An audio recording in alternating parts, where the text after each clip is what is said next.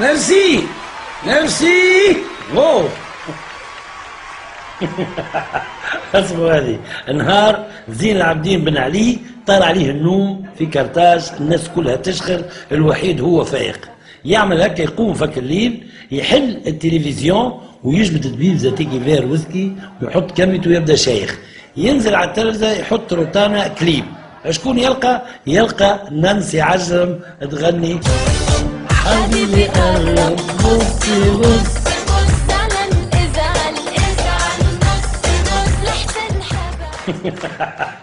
المعلم اول مره يتفرج فيها، خاطر ليلى ما تخليه يتفرج فيها حتى مره اخرى وحتى مطربه. شيخ يلقى روحه وحده ولا معاها مباشره يغني، يقول لها حبيبي قرب بصي بص، عاوز تزعل نصي نص. سمح لا تو على ما تحب تقول قرب وبص، لا وتحب تزعل نصي نص يكونوا بيك. حاجه تعمل كيف. المهم بعد يعمل هكا نزل القناه المغربيه دوزيم، يلقى الدنيا مقلوبه في المغرب، قلبها مش نورمال بالاغنياء وبالشيخات. يلا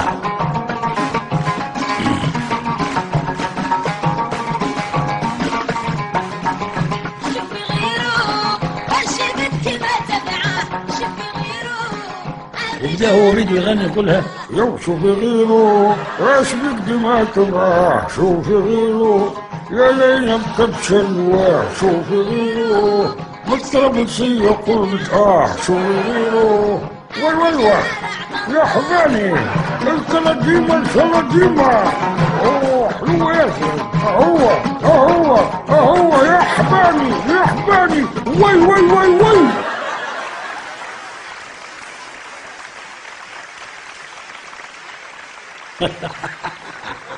المهم بعد يا خويا تنرفز، قص التلفزه وقعد يخمم علاش المغرب حافله وشيخه، وقد ما بدلوا ملك المغاربه شيخين. ايش يلقى المواطن المغربي كان طارت العشرة ونص، تلقى عم زوز جوانات ولا 3 جوانات زطله، ينسى امه وابوه شكون يحكم، ينسى كل شيء، تسال ويقول لك والدنيا هانيه والسماء صافيه والله هو ربي. العكس في تونس، يسبح في البلاصه، في الماكسيموم، في الصالون، في اي بلاصه، الصباح ديريكت لبلابي هرق هريسه عظم زيت زيتونه جو كفني شيشه ساك. المهم عينيه تولي محلوله ويولي كيلونتين، حتى شيء ما نجم يعدي، يسلق بكل شيء. شنو يسلق؟ ولد ما عاد عندي شيء. هاني بدلت المراه يا سيدي، الناس الكل ولو يعرفوه، كل تونس الكل تعرفها. اللي قال لك هذه ليلى تجي ديرها فيك ولا شنو؟ الاخر هاي عندها البوفوار، الاخر كنت ما نعرفش انا في ده السشوار. شنو في ده السشوار؟ كيف نحكيو من الاخر، في ده السشوار معناها حجامه. يا سيدي حجامه شنو المشكل؟ عيب. المسيح وما ادراك النجاة.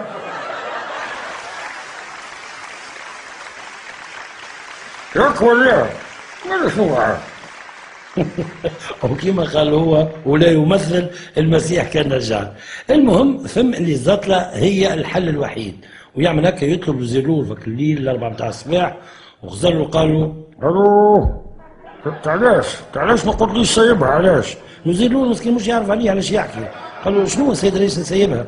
شنو تسيبها؟ تو الصباح تعرف اجيبك الوزراء كل السبعه تبدا في القصاره. وعلق عليه. السبعة بتاع الصباح الكلهم في القصر، مجلس وزاري، وجوه الصر والترقل، خزر لهم وقال لهم يا ولادي اعرفكم علاش تو مفزوعين وداخلين بعضكم. راني سيبها لاني على امراه لا حد يقرب لي، نحكي سيبها على الزطله. عيب عيب مواطن تشدوه هكا بزومته فهمتني، تنزلوا عليه فهمتني عام ومليون كما يقولوا هما عام وفسبه. والاخرى عاد قالت لهم اسكتوا، حتى الاستنشاق ياخذ نفس الحكم. انا واحد قاعد مع مجموعه وهكا الريحه تجي في خشمه يتعدى مسكين كيف ايش يعمل المواطن؟ يعمل فلتر في خشمه رسول الله؟ ما تجيش هكا. على كل حال حضروا لي بيان وخلينا نحرروا هالزقه وخلي الناس تكون تتفرج.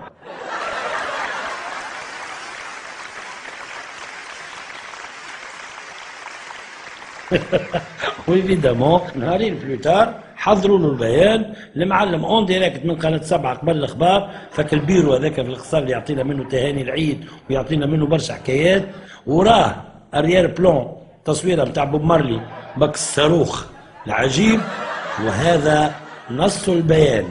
بسم الله الرحمن الرحيم. قد قررنا نحن رئاسة الدولة تحرير الزطلة بأنواعها،